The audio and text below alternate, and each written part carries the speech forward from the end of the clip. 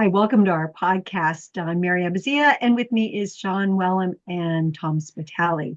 And we, you know, love to talk about anything around marketing strategy. And our new best friend is AI. And we're just figuring out ways that really enhance the tools that are already very proven and we've used for over 25 years. But AI seems to just give it that booster that really makes everything about planning easier and better. So we're going to go deeper into one of our favorite tools, which is stakeholder mapping or influencer map, which really does provide a lot of insights, even if you're on manual. But now let's talk about how when you start to use AI to set it up and to analyze it. So Tom, do you want to take us forward?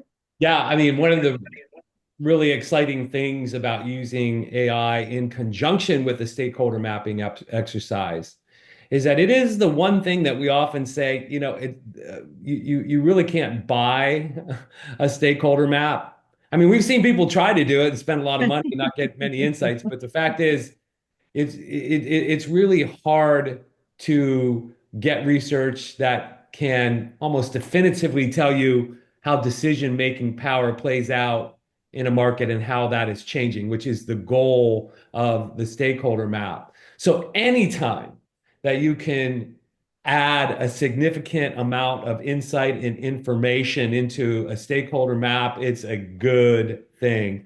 And I think that what we are finding, not I think, I know that what we are finding is that it's very nice to be able to, no matter what market, what geography that we're focused on, AI can go out and find anything that's written about decision-making power, how decisions are being made, analyze trends in markets, and give a lot of insight and information to you that you might miss, which is really the biggest sin in creating a stakeholder map is either missing a stakeholder or kind of calibrating, where how strong they are and how decision-making power is changing. Mary, I know you've experienced this here recently. Do you agree? What's your thoughts on this? I like what you're saying. When we work with global companies, as an example, and they're bringing out a new drug in a new category that they don't have a lot of awareness about yet, maybe they're going into cardiovascular as an example, and they're going into Japan, and they don't really know the dynamics of it because, even if you're in Europe, every single country has a different system for approvals. And so, in this case in Japan, we were able to say, tell us who all of the stakeholders are, for approvals and even, the dynamics of the caregivers. And, that was a really nice starter for the client then to go, yeah, I see how that's different than some of the other countries that, we're launching into. And that stakeholder map looked a bit different than some of the other ones. So I really like that it was able to really help us understand in areas that we weren't quite sure yet. I think also you've got one of the common defects maybe the wrong word, but one of the things that goes wrong with stakeholder maps, as Tom said, is missing people off. But it can be hard to think so broadly about all of the people that may influence that decision. Once you get past the customer, the end user, the specifier, it gets a little bit harder to think. One thing I find AI is really good at is you could either ask it what are the different influencer roles in this business ecosystem, and they might suggest things like specifier or influencer or key opinion leader or what have you, or government policy. Now, some of them will be obvious, but it's a great way. I mean, we say it every time we talk about AI. It's not about AI doing something for you. It's about AI helping you to do something really well. And that's where it comes into its strength. It's never going to know precisely all the details of the stakeholders and the influencers who can drive decisions, but it can give an unfiltered opinion that you then add to your own implicit knowledge, and it just strengthens. So sometimes just asking it for the types of influencers, the sorts of job roles that are involved in this ecosystem is another powerful way to use it. And then it should be symbiotic. That should then prompt you to think of some others, and then you can share that back with AI, and they can refine it. And it's a collaboration. I think that's where it works best, particularly for stakeholders. The hard work on a stakeholder map historically has always been getting it the first draft, right? Having a hypothesis that then you can show other people that know various parts of the market, and that group over the famous beer and pizza lunch or whatever that Mary talks about all the time. More people will come if there's beer. Is the famous line. And it is true, by the way. I show up anywhere there is beer being served. But anyway, I digress. Getting that initial hypothesis is really a lot easier now. Um, and that's kind of how we're using it with clients, is even before we've done maybe even any significant debriefing of the clients or initial discussions with them, we can just, by way of knowing the market and geography they're in, we can just kind of start to get an idea of the influencers and stakeholders, maybe even in the first or second meeting, show them that, especially if it's a consulting engagement, and they can begin to react to it in a way that's useful and helpful. But I want to say one thing. It's not, I have to say this because we say it every time, and it's so true.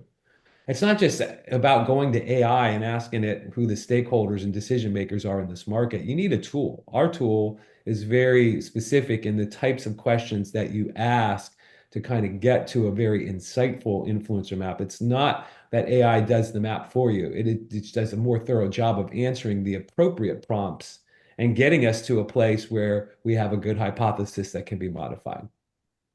How So about one of the things, yeah, can No, I go say ahead, something? Mary. Go ahead.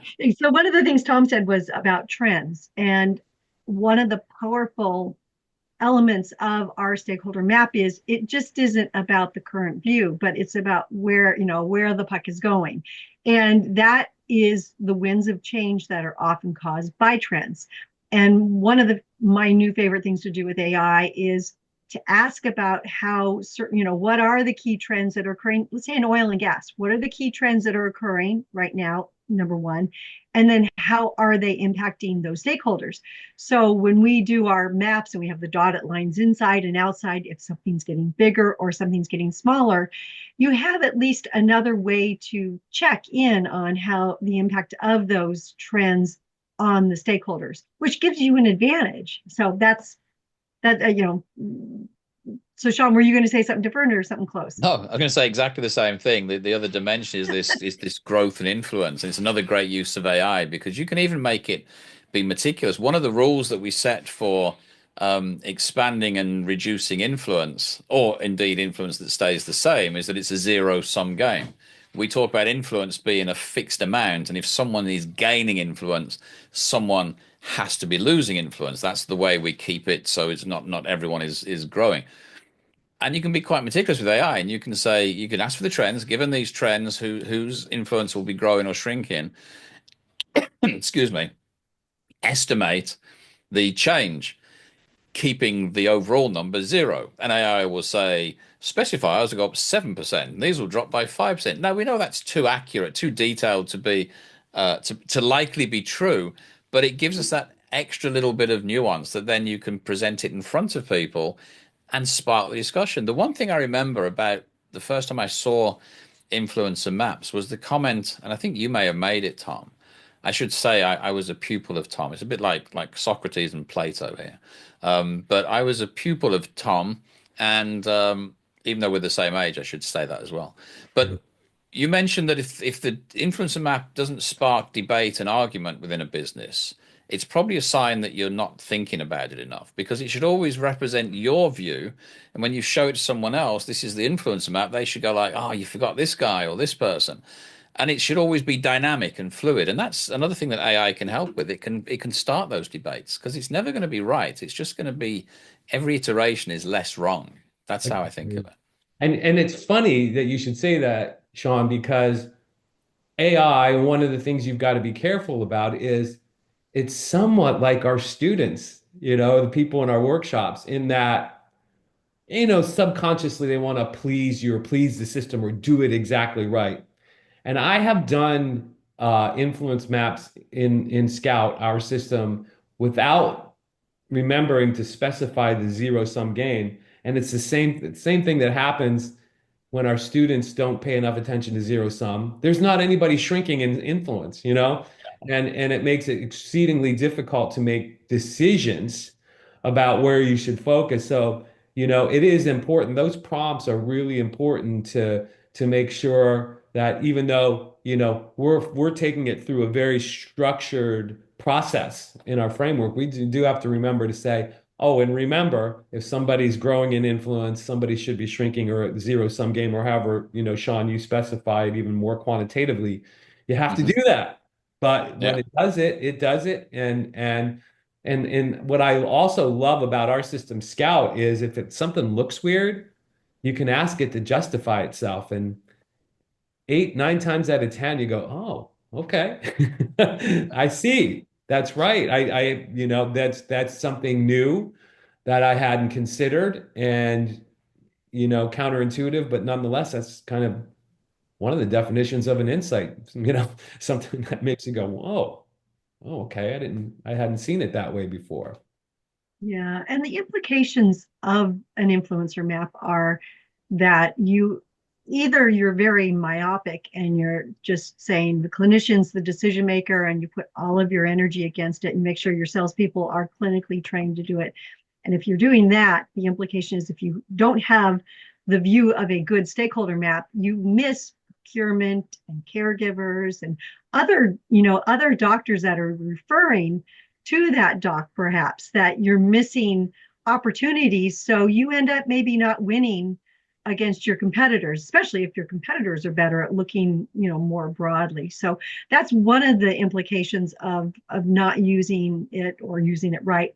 And the other is sometimes it's like, oh, we have so many people that we have to focus on, and that doesn't help you either. You really do have to, from a strategic standpoint, say these are the ones, these are the 2 or 3 I'm going to really focus on, and these other ones aren't as important. I'm going to put a lot less resources on them, or I'm not going to put any resources on. So big decisions come out of this type of a tool. Yeah. Yeah. I think it's interesting, Mary, that you should talk about kind of like those final three, because once again, going back to my point of how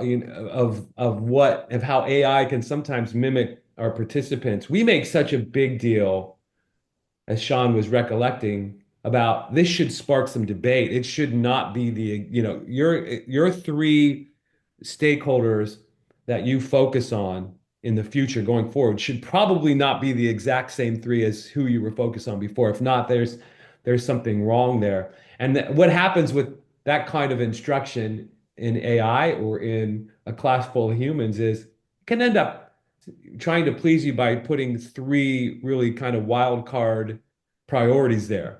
We say analyze this, tell us how it's changed, and if it thinks that it's going to please you by giving you three brand new ones, it will do that. And a lot of times our students will do the same. Our participants in our workshops will do the same, and we'll go, okay, but isn't the physician still one of the top? I mean, physicians probably in many cases losing power in the healthcare world, in leaning maybe more on the VAC or a nurse assistant or whatever. I mean, that's just a typical thing that's going on in a lot of healthcare markets. But the physician is still important, right? Yeah. And Yeah. so I think what you have to be careful with AI is saying, okay, really look at this choice. Should these be, the top three?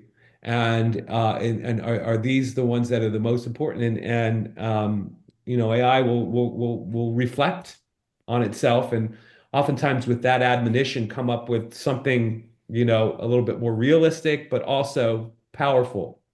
Yeah. It's a lot like survey questions. It's so important to get the question right. Otherwise, the survey data is garbage.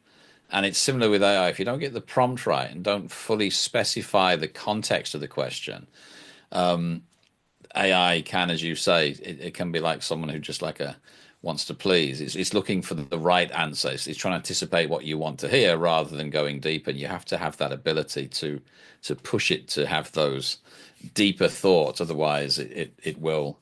Like I said, the question's everything. The prompt in this case is everything with AI. How you ask the questions is key. Yeah. So, well, thank you for joining us. We hope that if you do any of this in your real work environment, please send us a note because we like to hear what you're doing really about it. So, thank you.